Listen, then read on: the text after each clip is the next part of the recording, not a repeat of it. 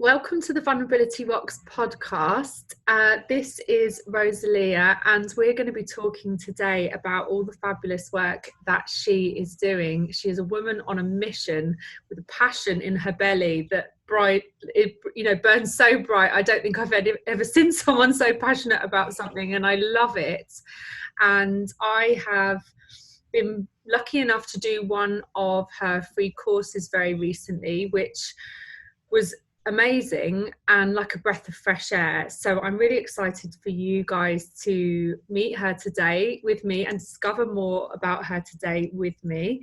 I know that you're going to get a lot of value out of today and you're going to be blown away by what she's doing. So welcome, Rosalia. Thank you so much. Thank you for that lovely introduction.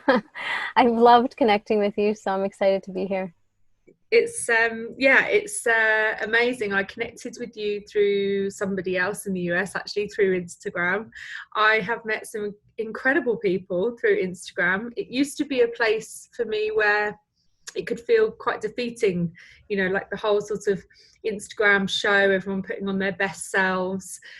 Go back a couple of years, it was heavily weighted that way. And there's a real shift going on in social media, especially this year, where the connections and the content that you can fill your feed with can be really nourishing, really educational and incredible. And we have the power to change our feed and make it an amazing space to be in. And I'm connecting with some incredible people like you, and I'm really excited. Yeah, thank you. Yeah, and I find your feed very refreshing as well. So I really liked connecting with you. Thank you.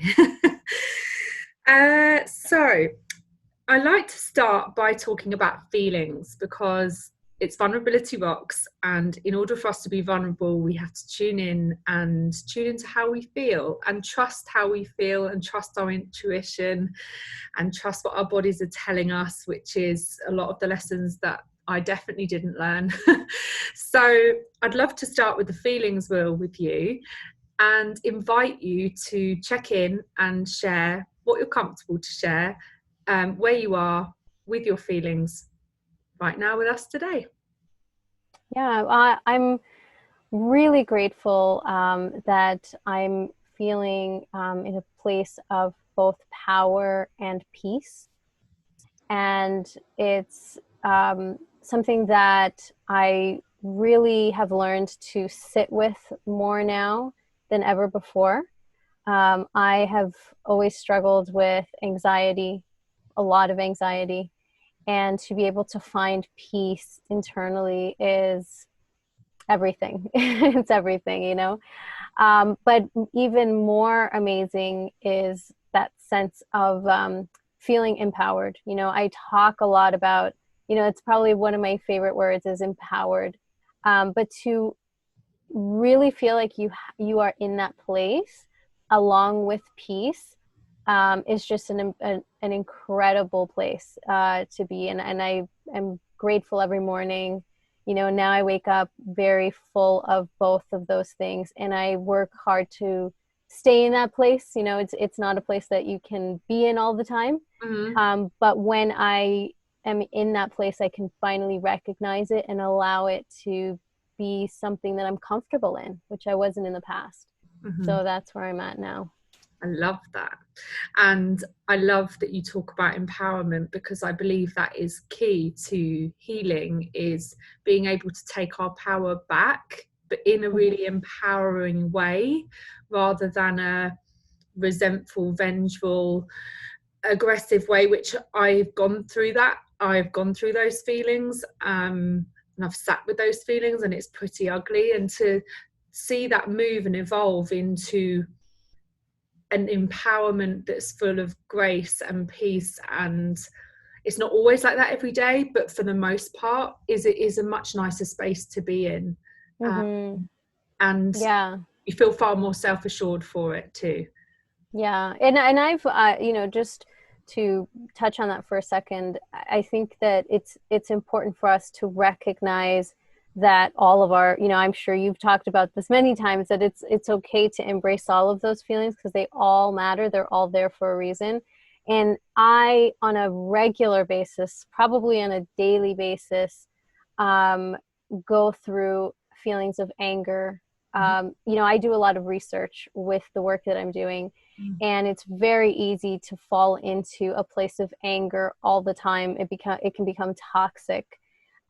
So what I've learned to do is to channel that anger into, like, to transcend it, and to go from there to reclaiming my own power and saying, I recognize this hurt and this pain in the world, and that there's bad actors, but I also recognize that I can do something about it. I can take that anger and transform it into action, and do something positive with it. And I think that that's where that reclamation of power comes in, is that you don't just give that energy away, you transform it and reclaim it.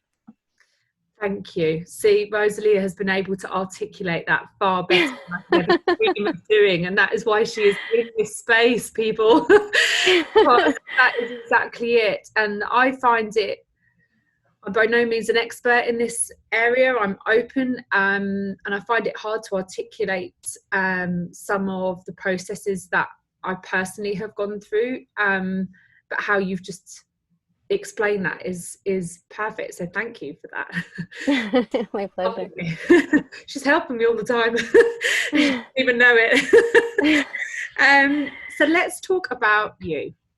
I would love you to share with our listeners what you do and why you do it. What has been your story to arrive at where you're at? So I'd love to let our listeners learn more about you.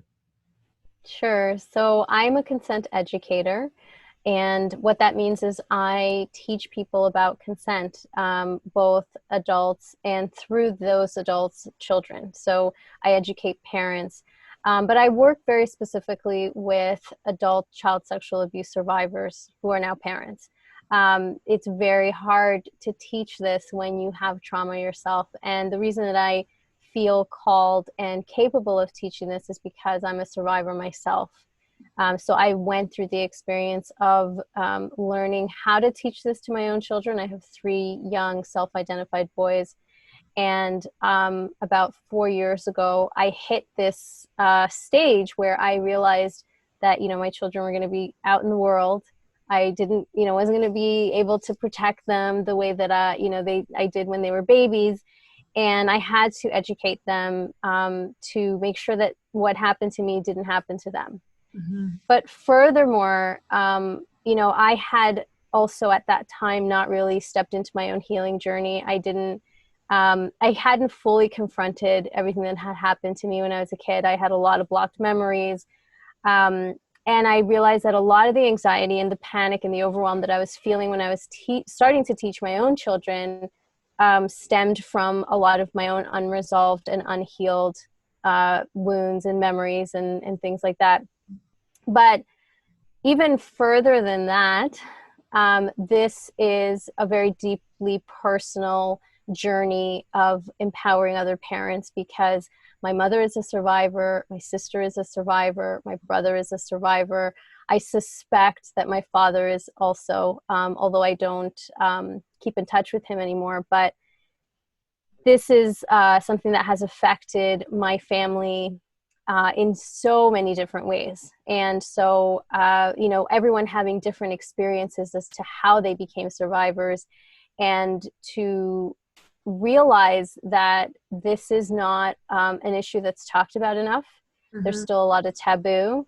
Mm-hmm. There's still a lot of shame unnecessarily, because, I always say this, it's never a survivor's fault of what happened, regardless of what happened. And so I realized that, I had learned about my sister's abuse when I was about 17 years old, and it had a deep impact on me, not even still remembering at that time what had happened to me, not even knowing about my mom until many, many years later that she was able to finally disclose. But just realizing what had happened to my sister and how it impacted her life, and wanting to help other survivors. So when I was in university, I had actually gone to school to be a sex therapist because I wanted to work with abuse survivors and find ways to help heal. But it was a very triggering journey. So my journey to what I'm doing now was very winding. It was like a very winding road. I ended up in marketing for a very long time, in photography, and very different world. And when I finally had children, this is when everything kind of like came to a head, and I realized this is what I've always been meant to have done. And a lot of that was just a journey of discovery, self-discovery, and figuring out why I was being triggered by these topics, wanting to help, but not being able to help until I could finally do my own healing.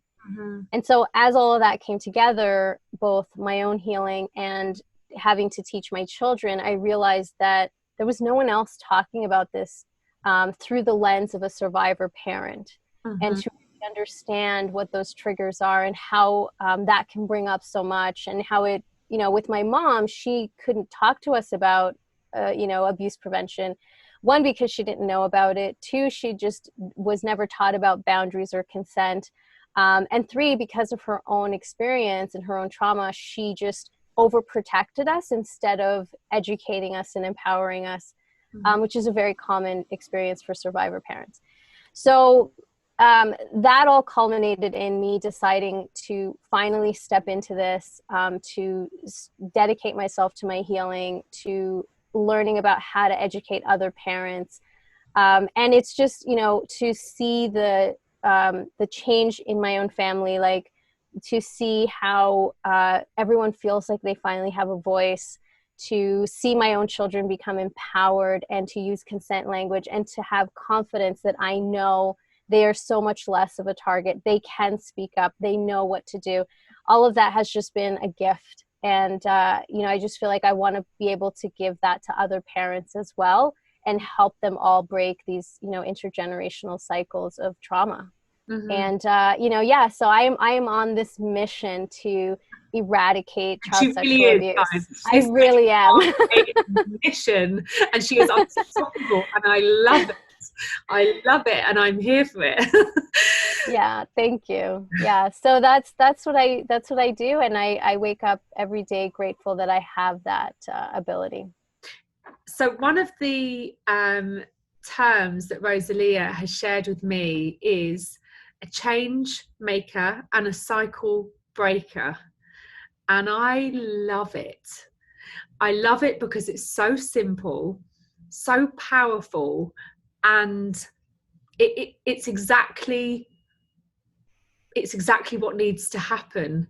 Because I think it was you that shared a statistic that said it was 30% more likely that a child, is it 30% more likely that a child of a survivor will go on to be abused in their lifetime because of the lack of education around boundaries and consent? Was it 30% you said?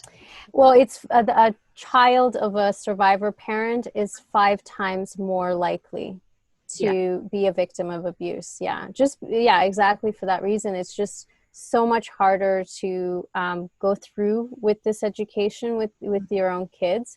They also just lack the information because they were not taught about boundaries, or of course their boundaries were violated, and so you inherently develop this subconscious understanding that your body does not belong to you, and that those boundaries do not belong to you. So how can you teach something that wasn't taught to you, that you didn't practice throughout your life?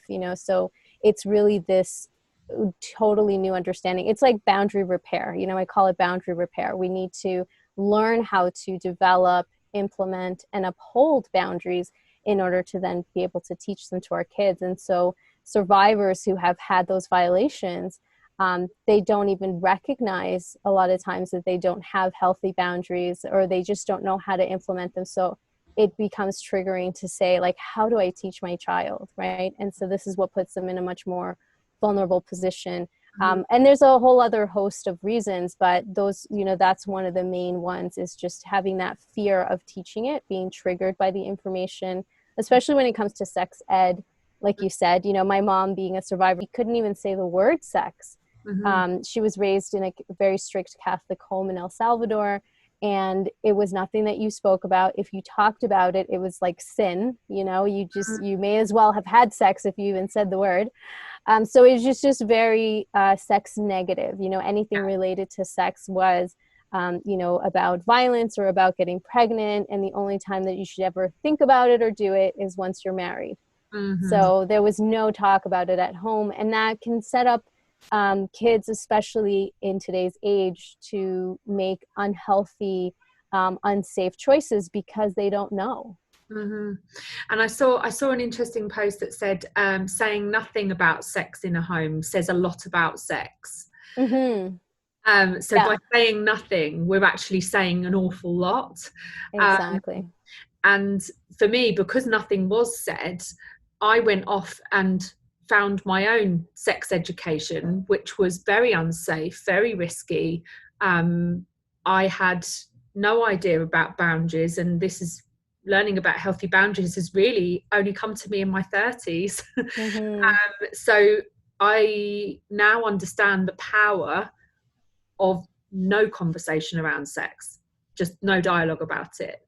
I now Mm-hmm. see that actually it sends powerful messages, and it brings messages of shame as well, because it's never spoken Exactly. about.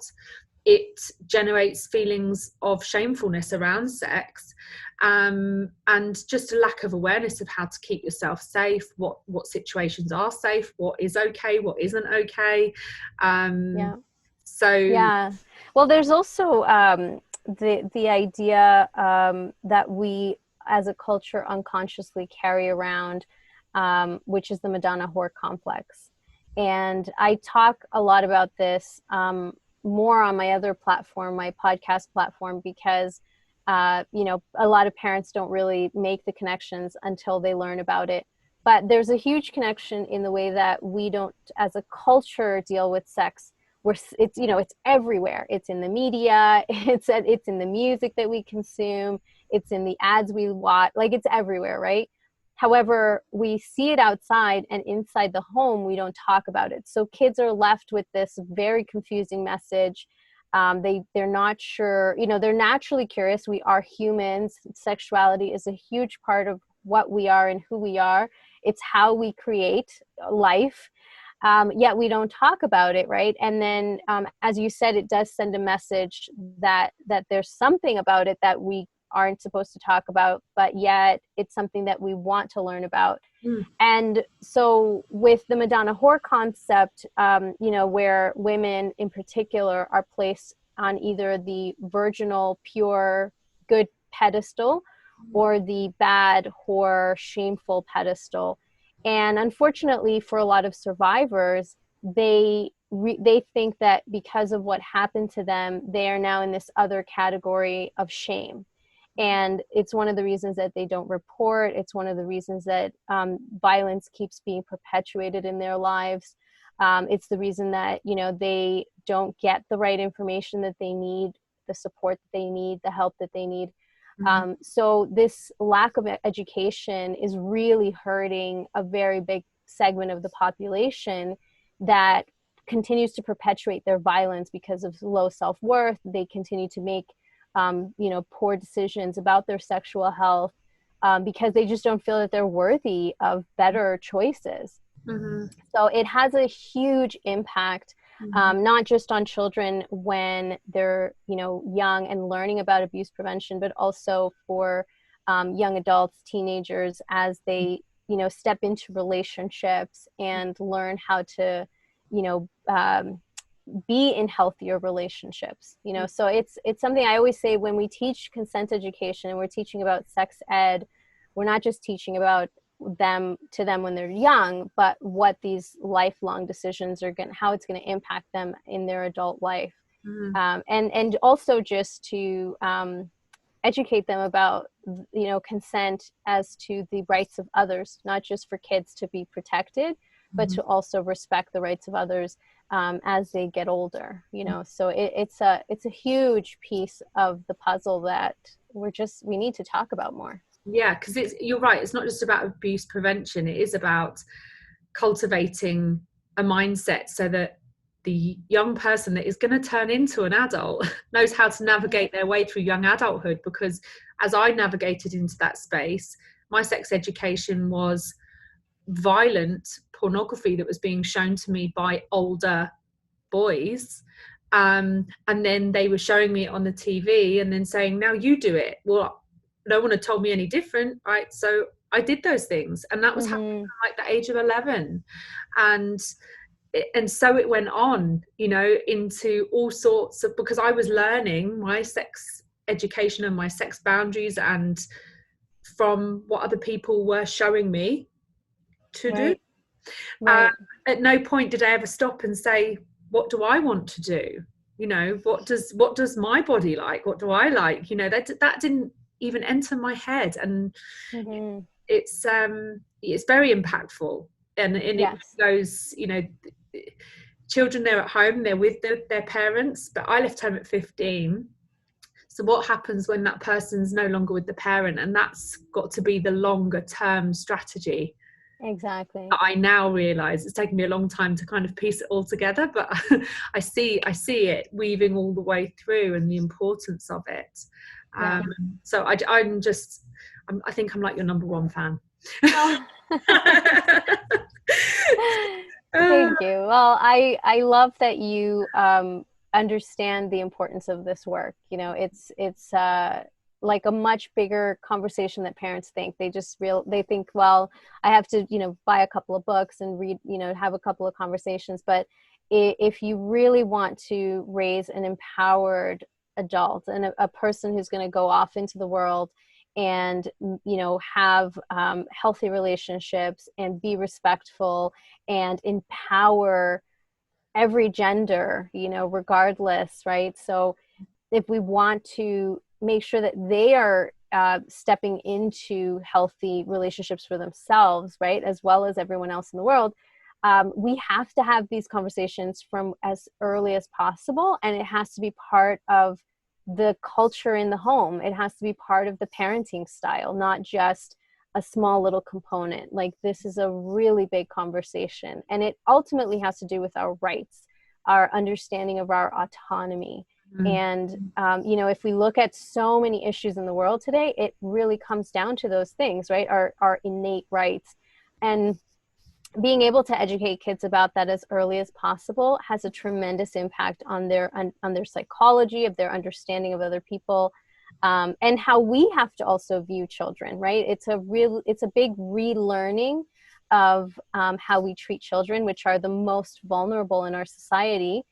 And we want to raise them with as least trauma as possible, because that just keeps perpetuating, right? The more trauma we grow up with, the more trauma we create in the world, a lot of times unknowingly. So it's, you know, it's about waking up and becoming more conscious parents, as well as, you know, weaving consent parenting into it. I'd like to dig a bit more into teaching consent in the home, because, and I've done your course, and I've done a lot of reading, and I'm understanding it a lot more, and I'm understanding the subtleties of teaching consent, in as much as it's not a case of, oh, my daughter or son is hitting puberty, I better sit down, get the book and have the talk, and then guess what, we're over it. That actually the practice of teaching and empowering our children about consent and boundaries starts straight away. Yeah. And that's what I'd love to talk to you about, because I think this, when I first started learning about this, the minute I started reading your content, I was like, of course. I was sitting there on my phone going, of course this makes sense, like, of course. You know, but until you see it and someone tells you and helps you to shift that narrative and look through a different lens, it's just something you don't see. So tell us how teaching about consent starts, and how old. Tell me. Well, you know, people always say, what age do I start? And I would say, if you can start from before birth, that would be amazing, you know, which is really the most beautiful place to start, because you're doing a lot of your own healing and inner work to understand how you would have liked to have been raised, right? And how amazing would it have been if you were given that power over yourself. A lot of parents are raised in authoritarian homes where, you know, the parent told you what to do, a child is to be seen and not heard, you know, all of those things, right? I do. When we shift, yeah, because I I do. was raised like that too. And when you make this shift to understand that if we start with the idea of respecting this other being as a being, not as our property, but as their own autonomous little person who's already come with their personality intact. And we have to just foster a supportive environment for them instead of trying to mold them into what we want, right? And restricting them and telling them what they should do or shouldn't do. We, number one, give them the ability for their personality to really flourish. But also, we are teaching them that they have the right over their body at all times. And this includes when they're 2 years old. You know, a lot of parents are like, what do you mean? I have to, you know, for safety reasons, I have to do all these things. Well, when it's a matter of life or death, you know that it's a matter of life or death, and you're gonna, you know, you need to be that guiding parent who's going to protect your child. That's ultimately your number one job. But when it comes to, you know, even when we're changing a diaper, the way that we speak to a child and say, okay, now I'm going to, you know, clean you here, and you start using even the right terminology for their body parts instead of making it a shaming thing where you're like, you know, coming up with a cute name for it because you're afraid to say it, or it was just never said in your home, or you think that it's a dirty word. You know, you have to you have to examine your own values around sexuality first, right? To be able to then say, okay, we're going to clean your penis now. And you're talking to your child, explaining to them what you're doing instead of just manhandling them. And that may seem like a really tiny thing, but it makes a big difference, because as you keep doing that every day, your child grows into an understanding that you have to communicate what your intention is, what you're doing, why you're doing it. And that becomes the expectation, right? So a perfect example, and I'm going a little bit off map here, but just follow me for a second. So the case with Larry Nassar, who was the doctor, the Olympics, US Olympics doctor. I watched it. Yeah. So he was doing things that these girls didn't totally feel was right, but you know, they were used to being physically handled all the time. If we created a culture where our child, from the day they were born, always understood and expected that another adult would need to explain or ask permission for any physical interaction, that doctor would not have been able to do what he did. Because that child would have understood from day one, you know, what was okay, what was not okay. You know, if all of these, you know, if all of our culture started operating in that way, adults respecting children, children expecting to be respected, you know, to understand that you have to ask permission. You can't just hug me. You can't just grab me. You can't just do whatever you want just because I'm little, just because I'm a child. I know my rights. If we created, you know, a culture like that, a lot of these violations, even as we grow up into adulthood, where then we go into the workplace and there's harassment and somebody grabs you and you were never taught as a child that you can say no. Well, now in the workplace, you're not sure what to do. Whereas if we grew up in a culture where, you know, we always gave that respect to a child, if somebody does something, that child knows they've practiced over and over and over throughout their childhood to say, that's not okay. Excuse me. What are you doing? Like, did you just try that? Like, you know, they would have so much more assurance that someone doing that to them is wrong and be able to call it out, because throughout their life, they were told to speak up when something was wrong. Yeah. So when we follow that journey, you know, from birth to adulthood, to see all the ways in which this impacts children's understanding of physical interactions, we are going to be developing a generation that will no longer tolerate any kind of physical boundary violation, because they have been empowered from day one to speak up, and for a parent to say it is always okay for you to say no. Yeah. So when we can, like I get goosebumps thinking about it, like to see a whole generation of kids that can, ask, they know how to ask for consent. A lot of kids don't know how to ask for consent. And that's a biggie. Never practiced it. Yeah. And so they think, oh, well, it's uncool to ask. How am I going to ask? That's going to break the mood. Well, if from day one that communication has been taught, and you hear it and you speak it and you practice it physically right at home, it just becomes the norm, instead of feeling like the weird thing that kids are going to do. So ultimately, like, if we can start from day one, that's amazing. If your child is 8 years old and you've never taught it, you can start today. It's never, ever, ever too late. Your child could be 18 and you can still have this conversation. Oh yeah. If I'd have had some of those lessons at 18, then yeah, I could have saved myself being raped. I could have saved myself being sexually abused, because that all happened, when I was 19, 20, 21. Yeah. So I agree, it's definitely never too late. Everybody that is listening thinking, oh, my child's already gone through puberty, they're at university, it's not too late. It's never too late. And universities are one of the places where a lot of sexual assault happens, because they're out of the house, they're out of the home, they're making decisions about where they go, and they're partying, or even not necessarily partying. It can happen anywhere, right? It can happen in broad daylight, but then they would know that it's not their fault, like that it's never their fault. Yeah. When I was 17, I was date raped, and I believed it was my fault. I never reported it.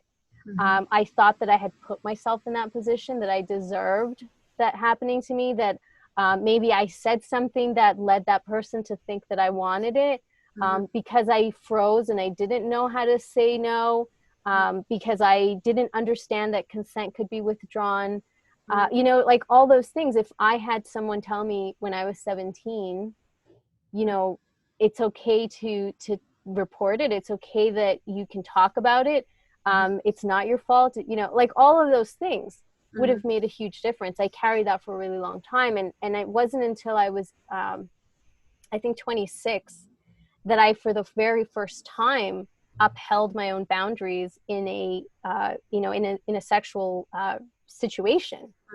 And I remember that time very clearly, because it was the first time that I felt empowered enough to say, I don't want to do this anymore, and stop something from happening. And so game changing. It was an amazing revelation that I do have power, and I can say yes or no to something. And I tried to be in safer relationships after I was 17, but you still never fully feel safe with anyone, because you're just hoping that that person respects you, instead of standing your ground and saying, I deserve to be respected. It was a very different experience. So if we can teach that to kids, it would make so much change in their lives. So give me some examples of things that parents can do with a young family. Let's start with the young family first, to teach consent without having to, because I also understand that what some people hear when they think about abuse prevention, sex education and consent and teaching kids boundaries is they hear, oh my goodness, I've got to teach my 4-year-old about sexual intercourse and I'm just not ready for that. Yeah.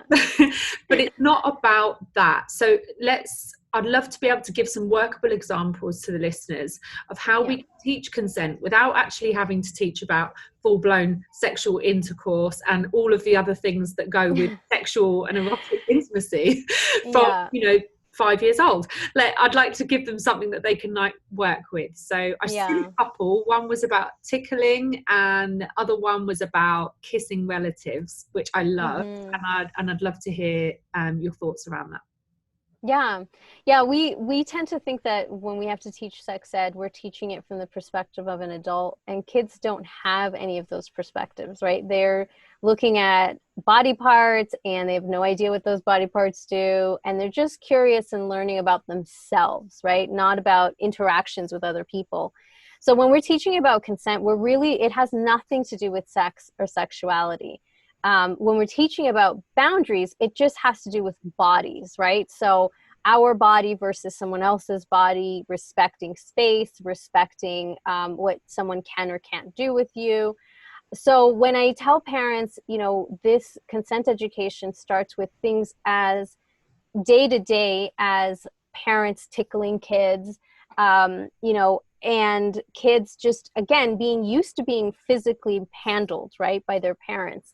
When we start to make the shift and say, a really simple example could be, we typically with a young child will say, okay, time to brush your hair, come here so I can brush your hair. We're not really giving them a choice. So that goes against body autonomy, and which is at the heart and the basis of consent.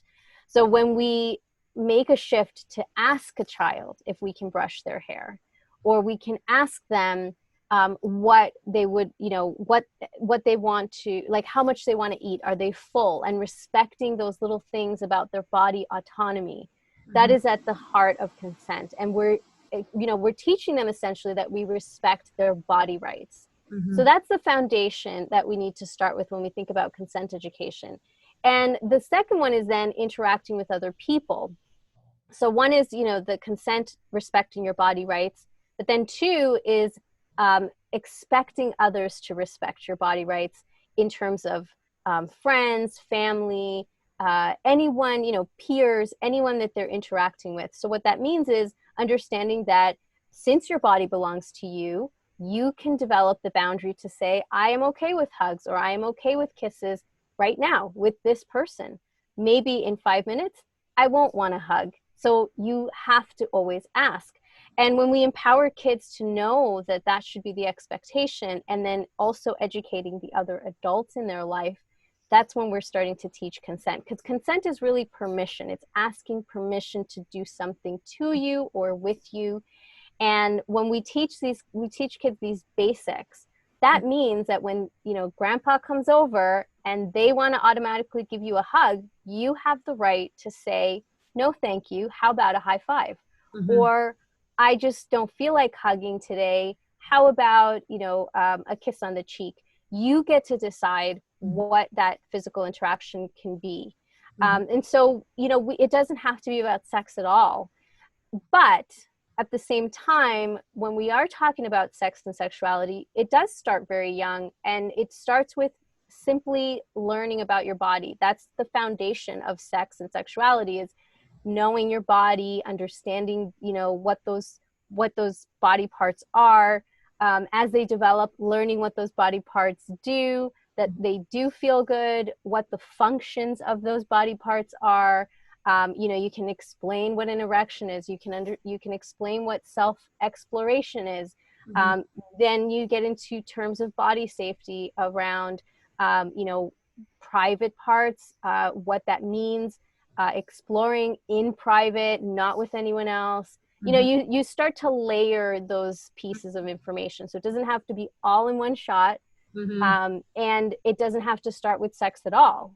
Body safety has to do with sexuality and the foundations, and it's taught in an age appropriate way. Mm-hmm. But consent and body rights Mm-hmm. is taught from day one, and that has nothing to do with sex. It just has to do with your rights and your boundaries. But it's a great foundation for the Yes, talks that come later, because if exactly. you get those subtle things where the child feels like they have some right and some autonomy around the simplest of things, then they're already in that mind frame of I have choices. Right. And I love giving the child the choice, so as a parent, which I'm not yet, that I'm actively trying for a family, but I'm not yet, but I am determined to be a sex positive parent in terms of how I teach.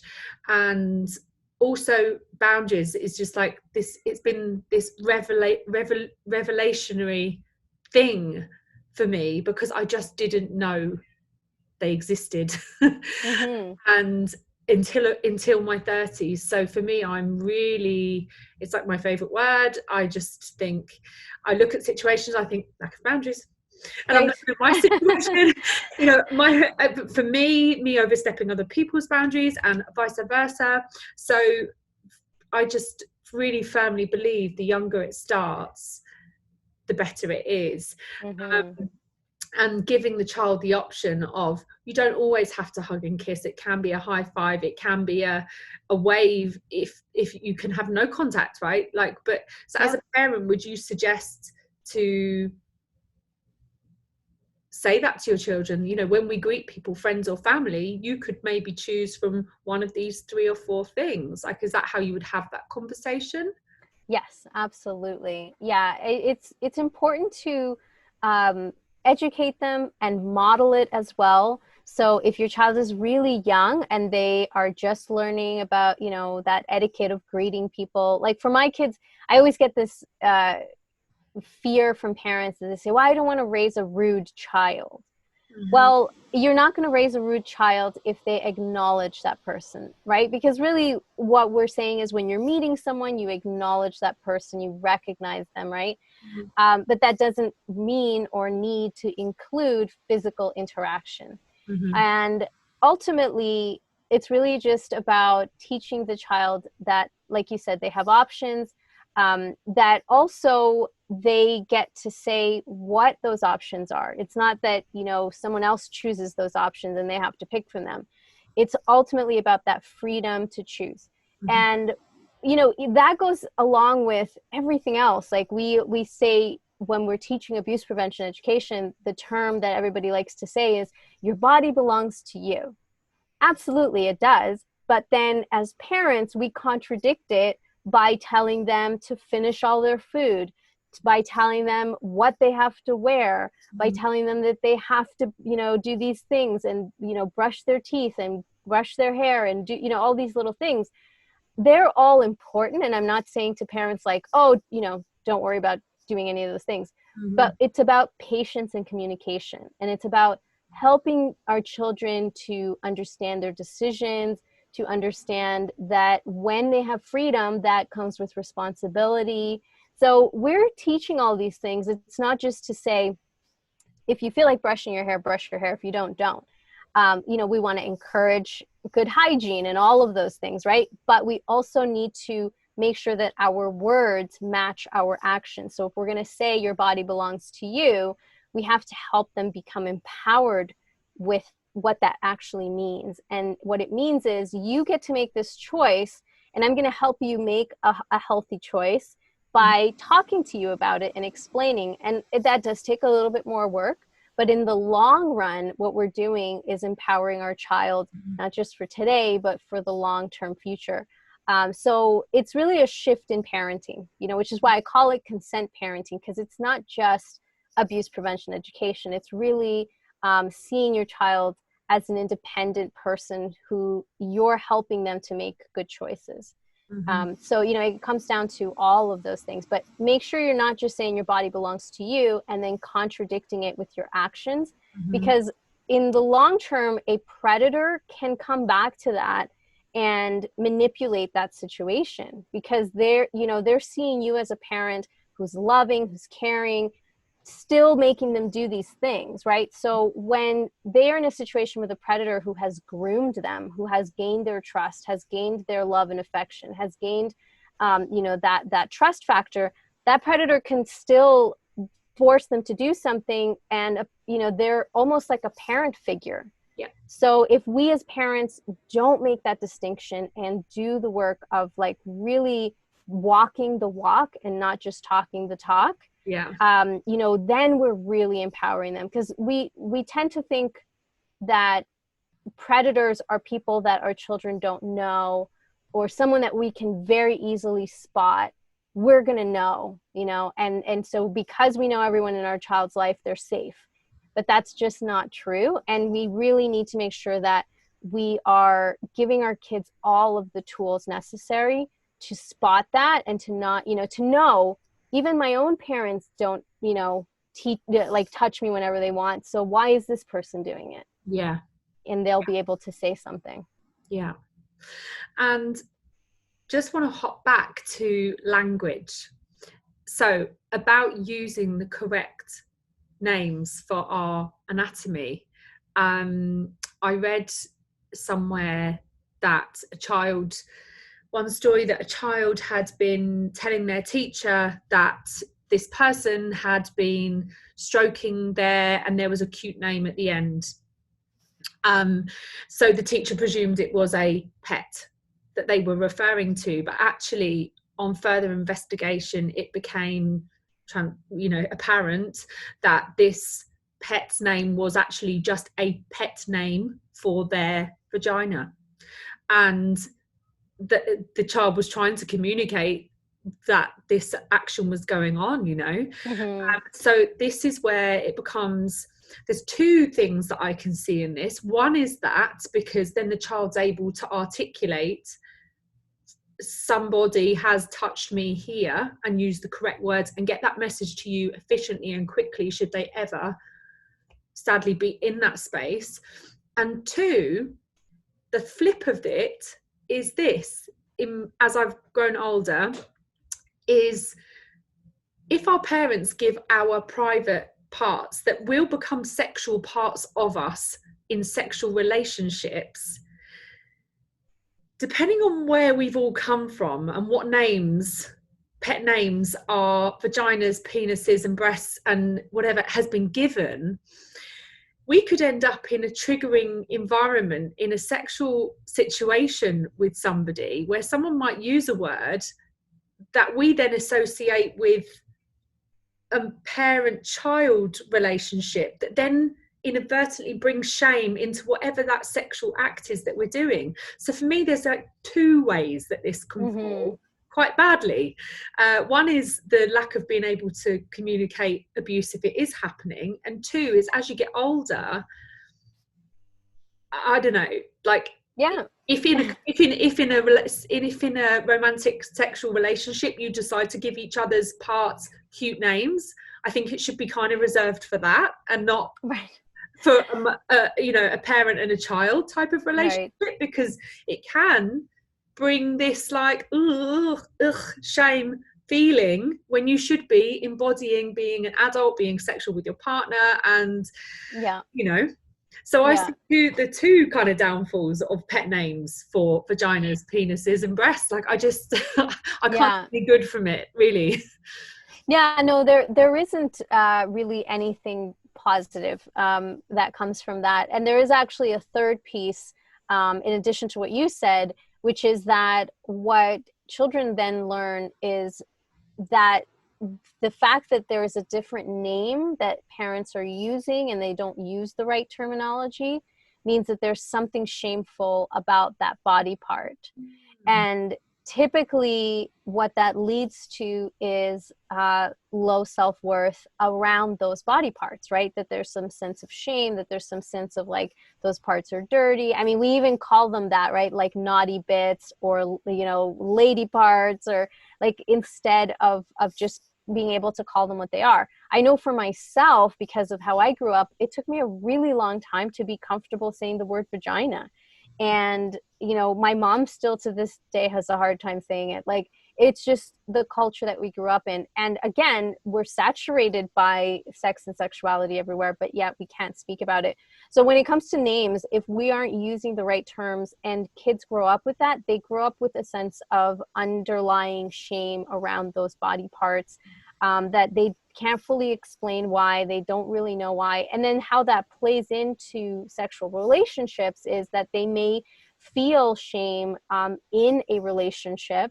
Maybe they, start to compare themselves to other people or what they're seeing in porn, which are not, real representations of, obviously, of sex and sexuality. But if kids don't know that, that just adds another layer to it. And then, as adults, we're using other euphemisms, which a lot of times are also negative. A lot of times words that represent the vulva or the vagina are used in a derogatory way. So there's just all of this stuff that if we don't clarify it very early, can really spiral into all of these other negative ways of seeing our bodies, and one of the things, again, to bring it back to predators, is that predators, number one, if they recognize that a child is not being given sex education, they see that as a gap. They know that a child isn't being educated, and it is a signal to them that this is a child that could be targeted. So that's one. Number two is that if a child, as they develop, as they get older, has low self-worth about their body, again, it's another way for them to find a gap that they can exploit by being the one who is, giving them compliments, reassuring them about their body, because they can see that this child has low self-worth, isn't someone that can talk to their parents about, their body or their sense of self or sexuality. So they look for those things. And again, this is another reason why it's so important to educate kids about all of those pieces. Mm-hmm. So what I'd like to do is I'd like you to tell our listeners where they can find you, because I've done one of your courses and it's amazing, and I know that you do go through the lens of a survivor parent, but even so, there's so much in there that is useful for any parent and any adult that has children in their lives. So even for me, I'm known as Auntie Emma because I'm not a mum yet. I'm known as Auntie Emma to lots of children. And I have been guilty of, when they're small, I live abroad from them, and when I see them, I'm so excited. I want to hug them and love them. And I have been guilty of saying, and since doing your course, I now understand the subtleties of how that can land, and my behaviour will certainly change, of saying, oh, it doesn't matter how big you get, I'm still going to squish you and cuddle you. At no point have I said, can I? Right? But it's coming from nothing but absolute love, and I love these kids with my whole heart. However, through loving, we can send out subtle messages that we're not even sending out. And I recognize that I've been guilty of saying that. I can't think of the amount of times I've said that to those little kids, like, oh, it doesn't matter how big you get, I'm going to squish you, I'm going to cuddle you. And I think I even said, whether you like it or not, right. Now I'm learning, and I'm thinking, oh no. Right. Yeah. And it's like I said, a lot of times, we're all very well-meaning, and we don't realize, right? And I think that we can always, as adults, go back and say, we're going to change. I've learned these new things, and I want to make sure that I'm, giving you the opportunity to say yes or no to something. But yeah, so there's so much to learn. This is why I say, I don't want anyone to feel like it's overwhelming, because you can start small and put something little into practice, and then you'll see how it all starts to shift and evolve, because you're awakening to this new understanding of your interactions with children, with your own children, with other people's children. Whether you have kids or not, if you're a caring adult and you're in the life of another little person, you can be a support person for them, a safe person for them. So there's so many ways to start on this journey, without having to feel like you have to do it all in one day. Well, even just my example, it's a shift for me. I won't be saying that to those kids again. Yeah. I have always the one thing that has come from my mum, actually, is where sometimes people will say, go on, because they haven't seen me for ages, go on, go and give Auntie Emma a kiss. And I say, no, if they want to, they can, and if they don't, they don't have to, and that's cool. And that's one thing that I've learned. My mum has learned that for me. She's always been super boundaried in the no contact kind of arena, so she'd always be like, no, if you do, you do. If you don't, you know. So I've picked that up from her. So, but in terms of the once they hug me, do I want to put them down again? I'm not very good at that bit, right? So I need to reshift that a bit. But that's okay, and I'm pleased to be learning it. I'm pleased to be learning it before I'm a parent, but I'm also pleased to be learning it because there are lots of adults that are key adults in other children's lives, like I am, and you know, I'm blessed to have these amazing families around me, but I also recognize that comes with responsibility. So I'm really glad to be learning this. Yeah. So if anyone wants to connect with this work, you can just go to consentparenting.com. That's my website. I have lots of free resources there as well. I have workshops, courses, and memberships also. So there's lots of ways to learn. And I'm on Facebook and Instagram, which is also, the handles are Consent Parenting. On Facebook, I go live once a week. And I'm also now starting to do episodes live in Spanish on Thursdays on Facebook. So anyone who speaks Spanish can check that out. And yeah, I'm very active on Instagram, which is how we met. So people can find me there as well. Thank you for today. Thank you so much. I'm so pleased to have been able to record this episode with you because it's something really close to my heart, and I also know that it's going to resonate with so many people and help them to understand that, you know, starting to teach consent in the home doesn't have to start with the really hard conversations. It can start with simple things. Go and find Rosalia's content. I'll put all of her handles in the show notes so you guys can find her. I'm following her and I'm learning stuff multiple times a day. She's super active in posting, and she gives and she gives because she is a woman on a mission, and I'm here for it. Thank you. Thank you.